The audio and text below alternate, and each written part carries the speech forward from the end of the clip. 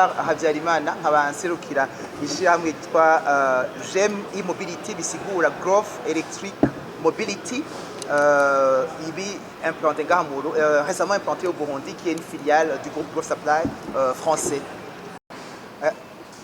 Akarusho kigendeshwa byo novuga imiduga igendera kuri technologie yitwa electrique gusomba iyo bita thermique no ku mukimi cy'igifaransa nuko ubwa mbere na mbere uburundi nta hinguriro ry'igitoro dufise. Igitoro dukoresha mu miduga nko kumaze imisi mubibona turinda kwikura mu mahanga, bisaba yuko dukoresha amafaranga atarayo twe dukora ngaha mu Burundi, turinda kurondera amafaranga y'agaciro yitwa amadolari. Donc iyo no musi mu Burundi Imana yaraduhaye izuba irongera iraduha ibiyaga bidufasha gukora iyo energy ishobora gukoresha iyo miduga dukoresheje izuba, ce qu'on appelle l'énergie solaire, naho dukoresha amazi kubyerekeye hydroélectricité. Urumva niyo twashobora guteza imbere iyo gihunganwa no gushiraho ico bita ama infrastructure apermeta yuko dushobora kwiyungunganya dukoresheje electric. Ejo mu minsi iri imbere, mu myaka iri imbere, abarundi bazoshobora gufata amabus akoreshejwe electric, ntituzosubira kubona abantu bagenda ku kazi n'amaguru. Abarundi bazoshobora gushaja imiduga iwabo no gukoresha amastation ari adapté électrique. Ntituzosubira kubona imiduga itonze kuri station électrique n'imirongo. Donc ni novuga yuko ari iciyumviro kije hageze nkuko novuga ateye kuza meme hirya yejo mugabo ntaco aho bigeze hose turiko turabikora kugira ngo bishobore kuza kunguganya ubuzima bw'abarundi, tubushoboye gufasirita ubuzima bw'abarundi, dufasirita aussi ekonomi y'igihugu kubera abantu bagenda gukora bakiyunguruza bakadandaza bakariha amakori hama igihugu gatera imbere. Nkuko mubibona ngaha kuri sanamu inyuma, sinzi ko mushobora kubibona, twashizeho hasi twerekanye ingene duproduiza iyo energy. Station ya mbere izoba mu gihugu cy'u Burundi à base électrique izoba ikozwe nico bita une centrale solaire qui est indépendant, no kuvuga ni solaire iri ishobora kwikora nayo nyene. No kuvuga yuko ejo amatara acitse imiduga izobandanya iza gushikugira amarushaje. Mu minsi iri imbere tuzoshobora gukorana n'ico bitwa courant aussi ya Regideso na courant iva muri hydroélectricité, bizosigura yuko naho amatara azoshobora gucika tuzoshobora gustoka mu cyo bita unité de stockage, umuyaga nkuba uvuye ahantu hose haba muri Regideso hydroénergie canke solaire kugira ngo abantu baze gusharja naho bitozoba byacitse. Mugabo infrastructure tuzozana ubu izodupermeta gushobora deja naho amatara yocika kubandanya dukora gushika ku masaha 6 mw'ijoro. Ku murango tuzokoresha energie solaire gushika izuba rirenganye, hanyuma tuzoba dufise autonomie y'amasaha 6, no kuvuga guhera saa 12 gushika mu masaha 6 y'ijoro tuzoshobora kwa tiko turashaja. Ico nibaza ko ari intambwe nziza deja kugira umuntu ashobora gutangura. Station uno munsi iriko ivyuma bikora byaramaze biri mu nzira biriko biraza. Tuzova ngaha mu Burundi tutanguje, ariho ishirahamwe ryatowe kugira rishobore kubaka iyo station rizotangura misi iri imbere. Kwibaza yuko mu mezi abiri iyo station électrique izobi ihari. Hama kuvyerekeye imiduga naho nous avons hari abapartenaires benshi harimo na Skyline no musi yatwakiriye ngaho iwabo itwereka imiduga bafise.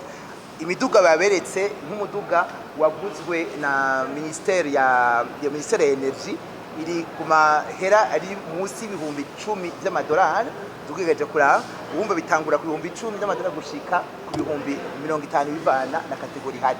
Mugabo hazobaho imiduga igendira aba developer. Skyline izobikira kora ariko kazi kabo ko gushobora kuzana imiduga hamwe n'abandi ba partenaires iri adapté kuri economy y'u Burundi na situation y'u Burundi.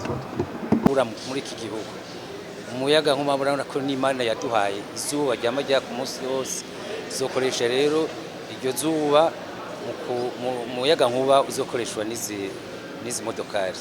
Yego naho ndakora muri ico gisata c'amabarabara, mugabo ndazi ko hari imigambi itari mike y'igihugu yo gusubiramwo no kubaka amabarabara mashasha mu bisagara no mu gihugu hagati. Ico nico bikibazo kirekire, hariho imigambi bitari mike leta ifise yo kusubiramwo amabarabara no kubaka amabarabara mashasha.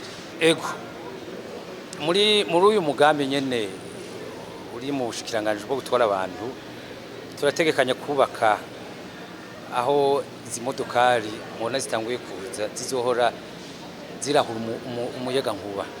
Tuzokubaka ahantu hatanu mu gisagara turamaze kuhatora aho tuzokubaka aho bagira tushobora kurongoye mu muyaga nkuba.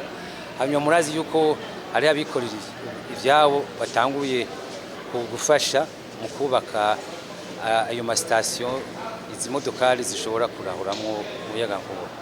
Nibaza yuko leta umugambi yawushize imbere, mukaba muzi ko leta ifise umugambi w'iterambere ibihumbi 2040 n'ibihumbi 2060.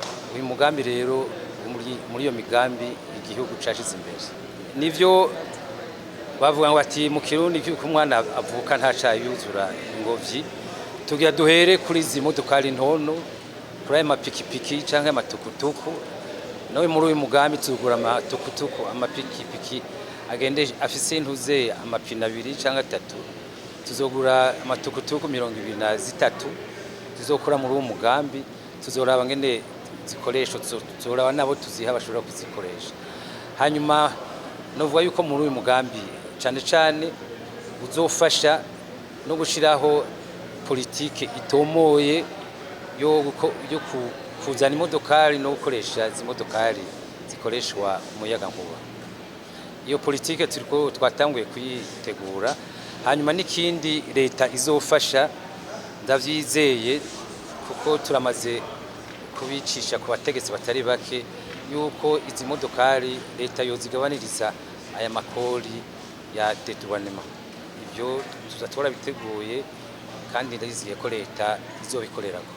Bisi nababwiye yuko duhereye kuri izi none amapikipiki canke amatukutuku n'izi voiture ntonyi mubona nka imodokari iri inyuma yanje, ni imodokari ubushikiranganje bwo gutwara abantu yaguze kugira izokoresha imodoka mu guhimiriza n'ubundi bushikiranganje, ihimirize leta, ihimirize ayandi mashirahamwe yose akorera muri iki gihugu kugira nabo nyene batangure gukoresha izo modoka. Iyi modokari mubona ngahe inyuma ni imodoka y'ubushikiranganje. Hanyuma ivy'amabisi rero tuzoje tugerageza dutanguye gushiraho aho imodokari zirahurira umuyaga nkuba.